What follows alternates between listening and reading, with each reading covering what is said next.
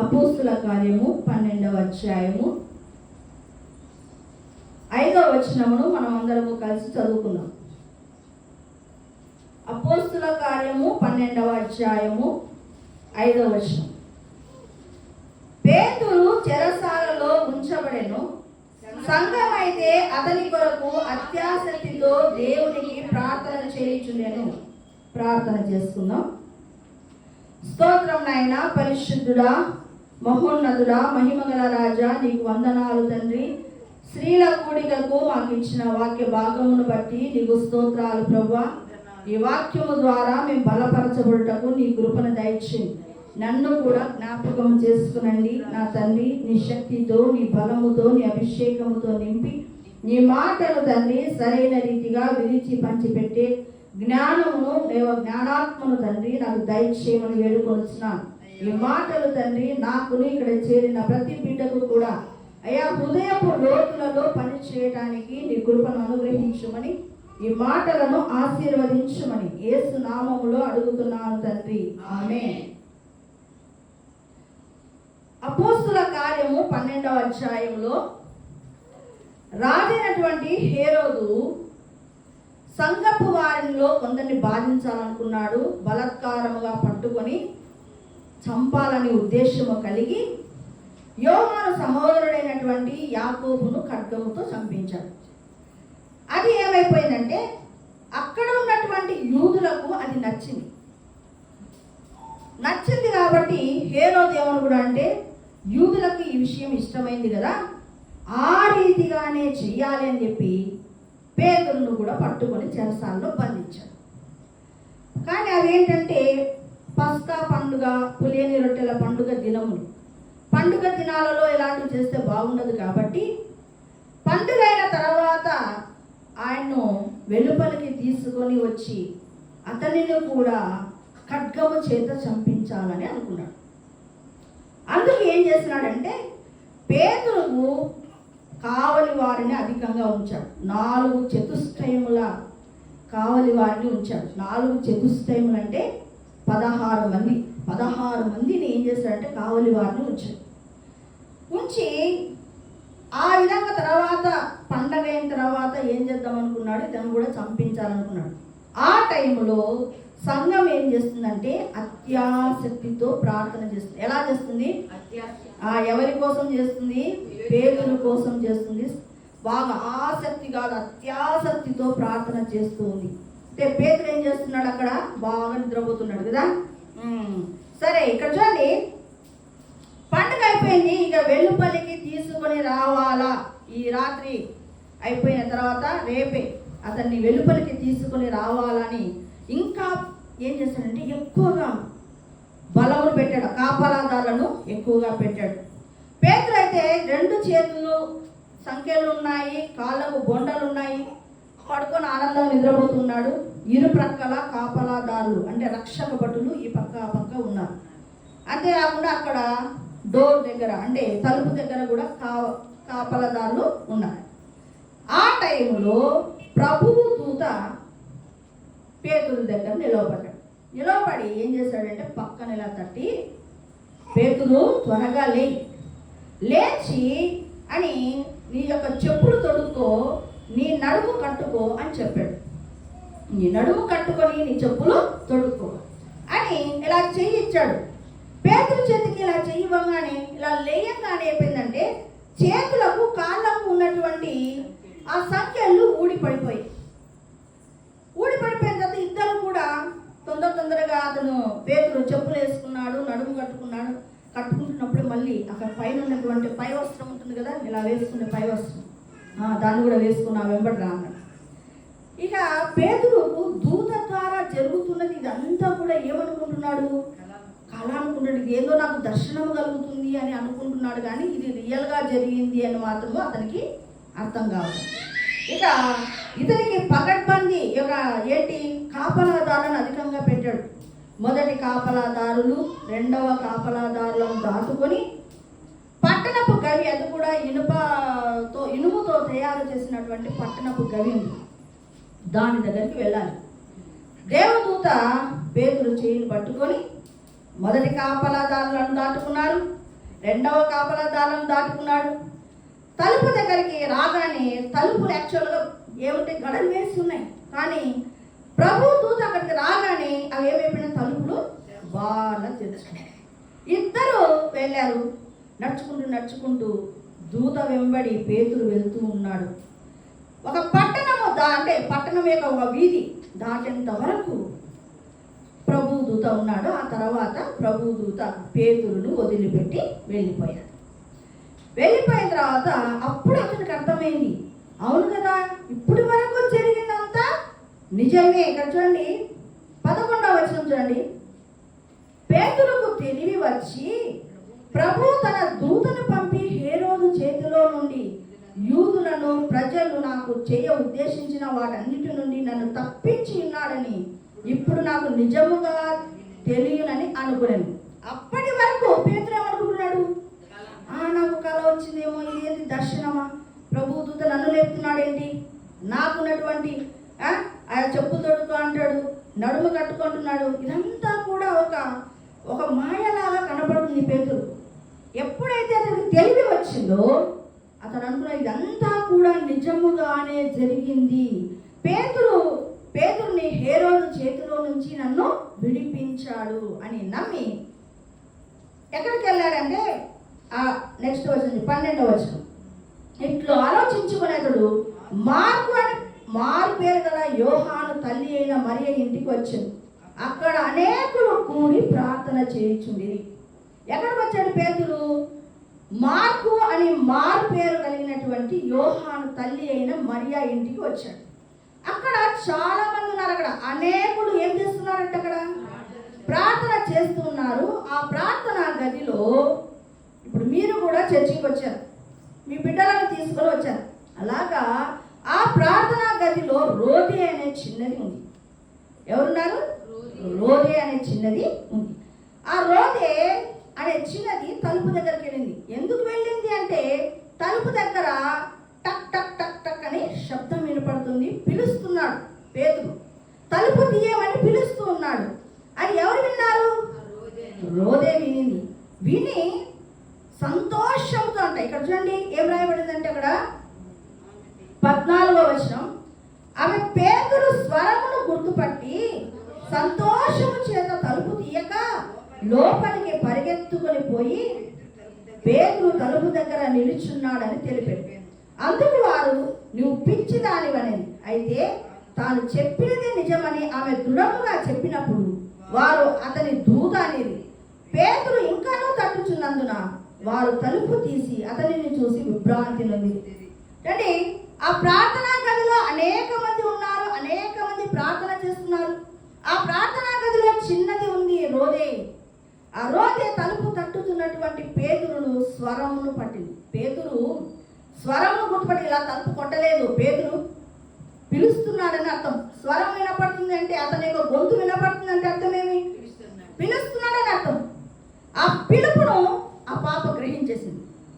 గ్రహించేసి ఏమంటుంది, అసలు తలుపు తీయకుండా పరిగెత్తుకుంటూ ఆ ప్రార్థన చేస్తున్నటువంటి వాళ్ళ దగ్గరకు వచ్చేసింది. వచ్చి పేతురు వచ్చాడు, బయట నిలుచున్నాడంటే ఆ పాపను పట్టుకొని, చిన్న పాప కదా ఏదైనా మనం వింటాం, వెంటనే నీవు పిచ్చిదానిలే కూర్చో అన్నా. ఆమె మాత్రం ఏంటంటే ఆ చిన్న పాప నిజముగా ఇది పేతురే వచ్చాడని దృఢముగా నమ్మిందట. నమ్మి లేదు పేతురే వచ్చినాడు అని చెప్తా ఉంటే కాదులే, దూత ఎవరినన్నా పంపించాడు, అంబాసిడర్గా ఎవరినన్నా పంపించాడు, సమాచారం అందజేయడానికి దూతను పంపించింటాడులే అని అంటున్నారు. కానీ అక్కడ ఎవ్వరు కూడా ఏం చేస్తున్నారు? నమ్మటం లేదు. పేతురు వచ్చాడు అని నమ్మటం లేదు. ఎవరు నమ్ముతున్నారు? అక్కడ రోదే నమ్ముతుంది, చిన్న బిడ్డ నమ్ముతూ ఉంది. చూడండి, ఒక ఊరిలో 1 సంవత్సరం కాదు, 2 సంవత్సరాలు కాదు, 3 సంవత్సరాలు కాదు, అలాగా ఒక 4-5 సంవత్సరాలు వర్షాలు పడలే. వర్షాలు పడకపోతే ఆ ఊరి వాళ్ళందరూ ఒక చోట కూడుకొని మన ఊరి వెలుపలికి వెళ్ళి ప్రార్థన చేద్దాం, ప్రార్థన చేసిన తర్వాత దేవుడి సహాయాన్ని మనం కోరుకుందామని అనుకున్నాం. ఆ డిస్కషన్ అంతా చేసి మొత్తం ఆ యొక్క ఊరిలో ఉన్న జనాంగం బయటికి వెళ్ళారు. ఎక్కడికి వెళ్ళారు? ఊరి బయటికి వెళ్ళారు. అందరూ ఒక మైదానంలో కూర్చొని ఉన్నారు. కూర్చొని ఇక ప్రార్థన చేద్దామని కూర్చున్నారు. దేనికోసం ప్రార్థన చేస్తున్నారు? వాళ్ళు వర్షం కోసం ప్రార్థన చేస్తున్నారు. అయితే వారిలో ఒక చిన్న పాప ఏం చేసిందంటే పరిగెత్తుకుంటూ ఊరిలోకి వెళ్తా ఉంది. ఏ పాప ఎందుకు నువ్వు ఊళ్ళోకి వెళ్తున్నావు? అందరం ఇక్కడ ఉన్నాము, వీళ్ళందరం ప్రార్థన చేయాలి అంటే ఆ చిన్న పాప అనేది, అవును ఇప్పుడు మనమంతా ప్రార్థన చేస్తాం కదా, ఇప్పుడు వర్షం వస్తుంది, వర్షం వస్తే నేను నానిపోనా, కాబట్టి గొడుగు తెచ్చుకోవడానికి వెళ్తున్నాను. ఏం తెచ్చుకోవడానికి వెళ్తుందట? గొడుగు తెచ్చుకోవడానికి వెళ్తున్నారు. అక్కడ అనేక మంది దేనికోసం వెళ్ళారు? వర్షము కావాలని, ఆసక్తితో ప్రార్థన చేయాలని ఊరి బయటికి అదే పనిగా వెళ్ళారు. అయితే ఒక్కరికైనా అవిశ్వాసం ఉందా? అక్కడ ఉన్నటువంటి జనాంగంలో ఒక్కరికైనా అవిశ్వాసం కనపడటం లేదు. ఆ చిన్న బిడ్డ ఏమంటా ఉంది? ఖచ్చితంగా మనం ప్రార్థన చేస్తే వర్షం వస్తుంది, వర్షం వస్తే ఖచ్చితంగా నేను చచ్చిపోతాను, నాకు గొడుగు కావాలి, అందుకు నేను పరిగెత్తుకుంటూ వెళ్ళి ఇంటికి వెళ్ళి గొడుగు తెచ్చుకుంటానని పరిగెత్తుతుంది.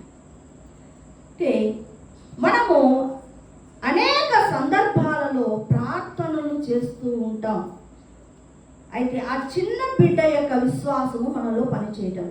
ఇక్కడ కూడా ఏం చేస్తున్నారు? అనేక మంది ఒక చోట కూడి ప్రార్థన చేస్తూ ఉన్నారు.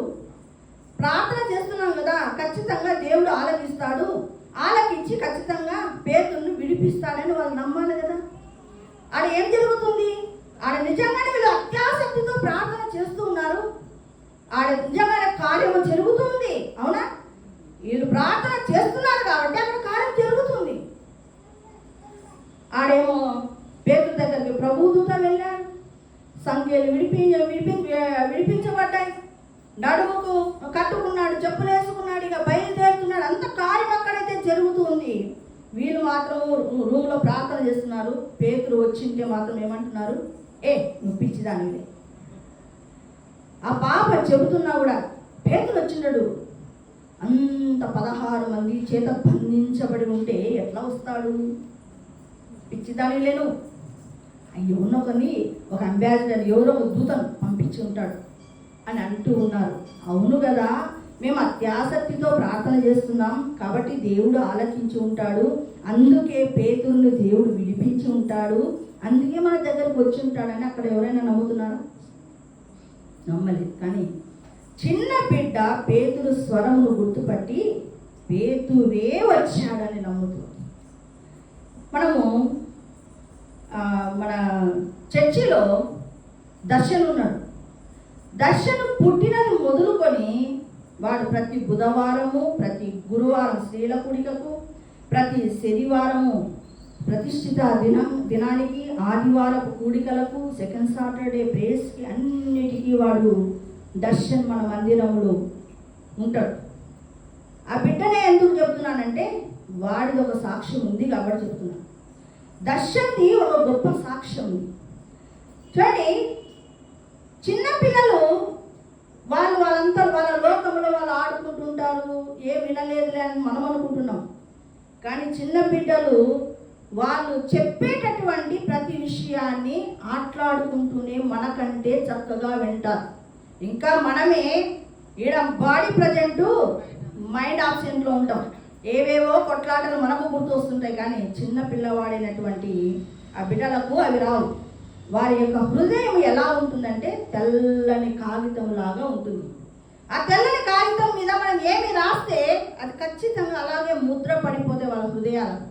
మన చిన్న బిడ్డ ఏ వాక్యాలు విన్నాడో, వాటిలో ఏం పని చేసిందో. ఒకరోజు ఆదివారము చర్చి అయిపోయిన తర్వాత పాస్టర్ గారు అక్కడ ప్రార్థన చేస్తున్నారు, నేను ప్రార్థన చేస్తున్నా. వాడు పరిగెత్తుకుంటే నా దగ్గరకు వచ్చాడు దర్శన్. మేడం నా కోసం ప్రార్థన చేయి మేడం.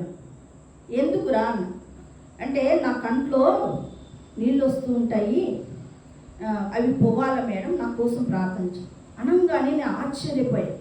వాడు ఒక ప్రార్థన విన్నపాన్ని తీసుకొని వచ్చి అడుగుతున్నాడు. అంటే వాడిలో విత్తబడుతున్నటువంటి ఆ మాటలు పనిచేస్తున్నాయి కాబట్టి నేను ఆశ్చర్యపోయా వాడు అడిగినటువంటి ఆ క్వశ్చన్కి.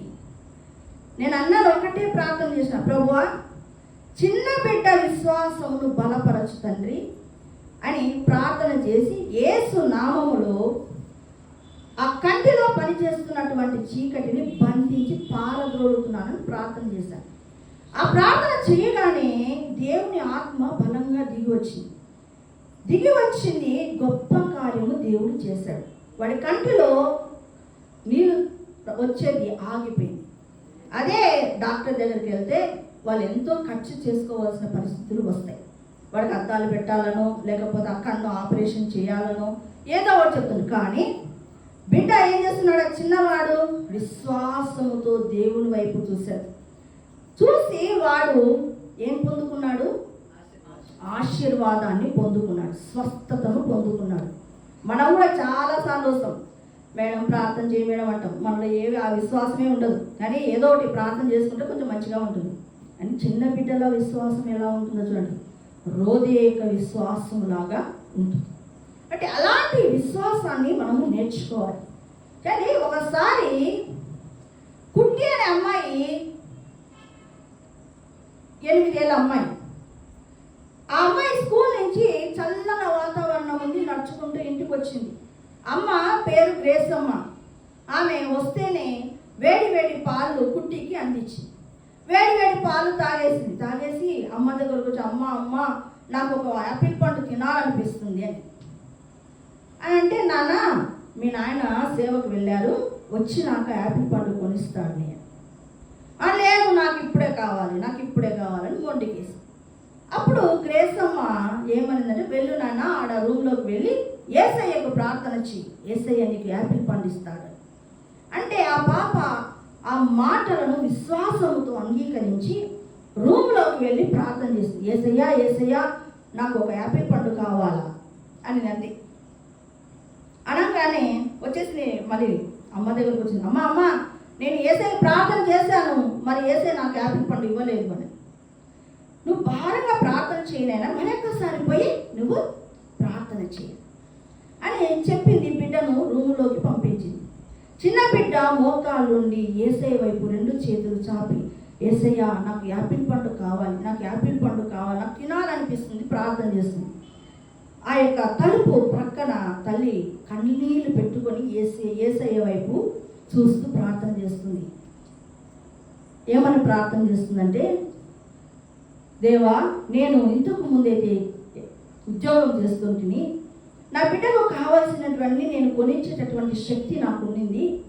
నీవు పేరు పెట్టి పిలిచి నన్ను సేవకు పిలిచావు. నేను నా భర్త కలిసి సేవ చేస్తున్నాం. ఈ దినము నా బిడ్డకు ఒక యాపిల్ పండు కొనియలేని పరిస్థితిలో మేము ఉన్నామని కన్నీరు విడిచి, ఎలాగైనా సరే ప్రభువా ఆ చిన్న బిడ్డ విశ్వాసము చెడిపోకుండా నువ్వే కృప చూపు నాయనా అని ప్రార్థన చేస్తుంది. ఉన్నట్టుండి తలుపు దగ్గర దాసు గారు వచ్చారు. అంటే గ్రేసమ్మ భర్త, అంటే కుట్టి నాన్న వచ్చారు. వచ్చి కుట్టి ఏది కుట్టి కోసము యాపిల్ పండు తెచ్చానన్నాడు. అని అంటే ఆయన తేలేదు అది కూడా.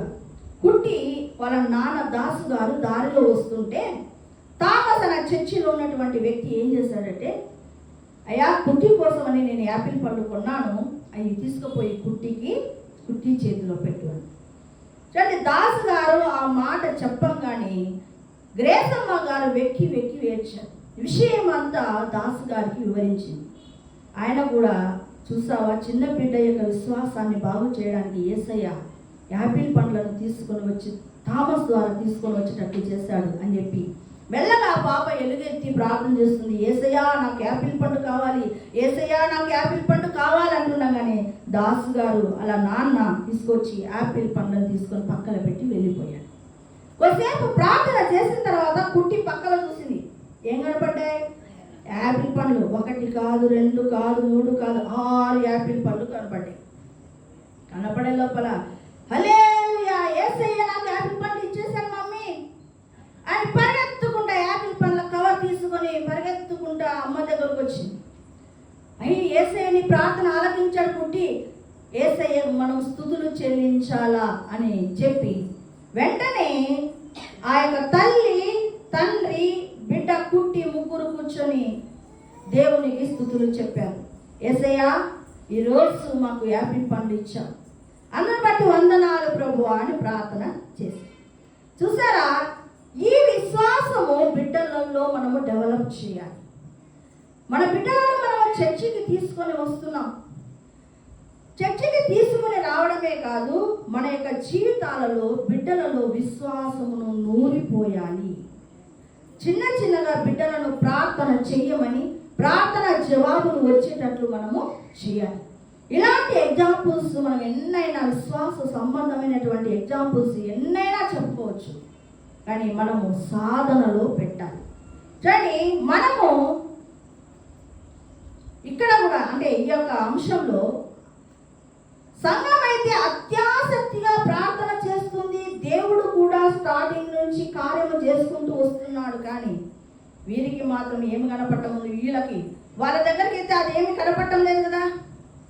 ప్రార్థన అయితే చేస్తూ ఉన్నారు. అయితే రోదే లాంటి విశ్వాసాన్ని మనం కలిగి ఉండాలి.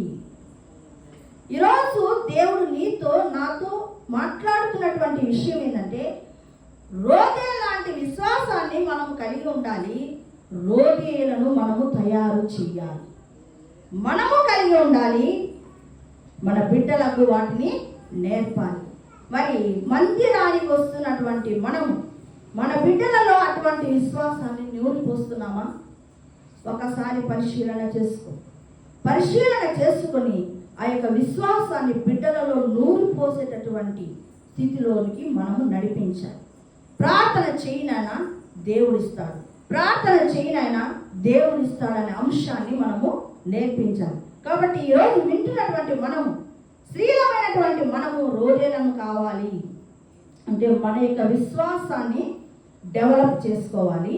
అలాగే మన బిడ్డలలో కూడా విశ్వాసాన్ని మనం పెంపొందింప చేయాలి. అలా చేయాలంటే మొదట మనకు రావాలి విశ్వాసం. మనకు రావాలంటే మొదట మనం ప్రార్థన జీవితంలో కట్టుకోవాలి. ప్రార్థన చేసి విజయాలను సాధించాలి. ఆ తర్వాత తెలియకుండానే మన బిడ్డలకు కూడా ఆ విశ్వాసాన్ని నేర్పించగలుగుతాం. చూడండి, నిస్సికి హార్టికల్చర్ది హార్టికల్చర్ యొక్క బీటెక్లో అంటే డిగ్రీలో హార్టికల్చర్ది వస్తుందని అట్లా ముందుగానే తెలుసు దర్శనం. మేమే అనేక సందర్భాలన్నా ఫార్మ్ డి చేదులేనన్నా ఫార్మ్ డి చెయ్యి అని మేము అంటుంటే, లేదు మా నాకు దేవుడు హార్టికల్చరు ఇచ్చాడు, నాకు ఖచ్చితంగా అది వచ్చి తీరుతుంది, అదే నేను చేస్తాను. నిజంగా హార్టికల్చర్ రావడం అంత ఈజీ కాదు. ఎందుకంటే ఆ పాప అదృష్టం చూడండి, ఆ సంవత్సరం ఏమైపోయిందంటే 2 రాష్ట్రాలు డివైడ్ అయినాయి. కాబట్టి సపరేట్గా మనము అప్లై చేసుకోవాలి.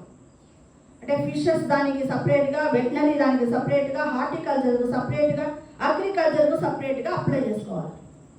తెలిసి ఉంటే అందరూ ఒకటేసారి అప్లై చేసుకుంటారు. ఇది ఎవరికి ఐడియా లేదు కాబట్టి 1300 మంది మాత్రమే హార్టికల్చర్కి అప్లై చేశారు. లక్షల జనాభాలో ఎంతమంది అప్లై చేశారు? 1300 మంది అప్లై చేశారు. 1300 మందిలో ఎవరైతే అప్లై చేశారో వాళ్ళందరికీ సీట్ వచ్చింది. అదే ఆ యొక్క దాంట్లో 70,000 ఉన్నారు, 150,000 ఉన్నారు, అయినా కూడా వచ్చింది. కారణం ఏంటంటే ఆ సంవత్సరము వారి అదృష్టాన్ని. అలాగే నిస్సికి కూడా ముందుగానే దర్శనం వచ్చింది. మేము వారించి మేమే ఫార్మ్ డి చేర్పించాలనుకున్నాం, కానీ లేదు మా ఖచ్చితంగా నాకు హార్టికల్చర్ వస్తుంది. పరిగెత్తుకుంటే నేను వచ్చి చెప్తున్నానమ్మా, మీకు హార్టికల్చర్ వచ్చిందమ్మా, నాకు హార్టికల్చర్ వచ్చిందమ్మా అని నేను చెప్తున్నానమ్మా, కాబట్టి దేవుడు ఇస్తాడని. నిజంగా దేవుడు ఆ రీతిగానే ఆ పాపకు వచ్చినటువంటి దర్శనము నెరవేర్చబడము జరిగింది. కాబట్టి మనము బిడ్డలకు మన యొక్క విశ్వాసము బిడ్డలలో విశ్వాసమును పెంపొందింపజేసేటట్లుగా చేయాలి. రీతిగా నీవు నేను కూడా తయారు కావాలి. ఈ మాటలు దేవుడు దీవించుగాక. ప్రార్థన చేసుకున్నాం. స్తోత్రం నాయన, పరిశుద్ధుడా, మహోన్నతుడా, మహిమగల రాజా, నీకే వందనాలు, స్తోత్రాలు. ఈ దినము నాయన రోదేల గురించి నాయన తెలియజేసినటువంటి మాటలను బట్టి నీకు వందనాలు. రోదేలో ఉన్న విశ్వాసము నాయన మేము కలిగి ఉండాలి. అలాగే మా బిడ్డలకు కూడా అట్టి విశ్వాసమును నేను నేర్పించాలని తెలియజేసినటువంటి మాటలను బట్టి నీకు వందనాలు. ఈ మాటలు మా హృదయంలో ముద్రించండి, ఫలింప చేయండి. అంటే తల్లి మేము